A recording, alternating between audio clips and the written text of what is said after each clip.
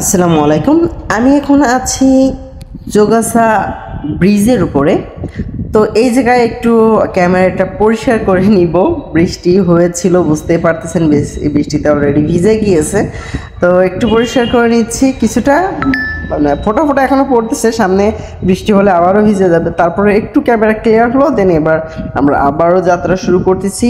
শরীর সম্পূর্ণ ভেজা, বাতাস মানে বলছে আর শরীরটা ঠান্ডা ঠান্ডা অনুভব করতেছি। সো একবারে ট্রেনে চলে যাব এখান থেকে। আমরা বিজ্ঞান প্রযুক্তি বিশ্ববিদ্যালয় পর্যন্ত যাব, দেন ওখানে গিয়ে একটু ব্রেক দিব, ঠিক আছে? আর এর ভিতরে আশা করি যেতে যেতে শরীর ঠান্ডা হয়ে মানে শুকিয়ে যাবে গেঞ্জিটা, যদি বৃষ্টি হয়, ঠিক আছে? বৃষ্টি না হয়, আর বৃষ্টি যদি হয় তাহলে তো আবার যা তাই। তো দেখা যাক কত দূর কী হয়। আর কথা না বাড়াই, যাইতে থাকি।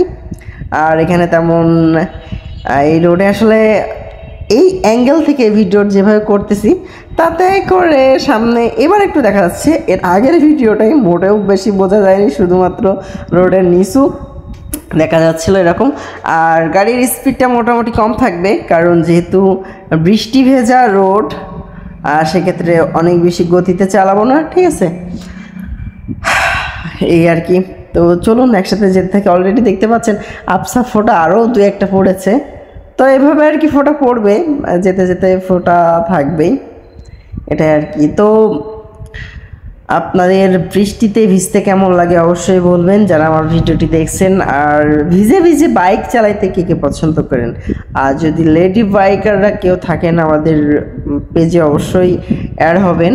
অবশ্যই সবাইকে ওয়েলকাম জানাবো। আর যশোরের যারা আছেন তারা মাস্ট বি অ্যাড হবেন, যারা আছেন, রাইডার আছেন, ঠিক আছে?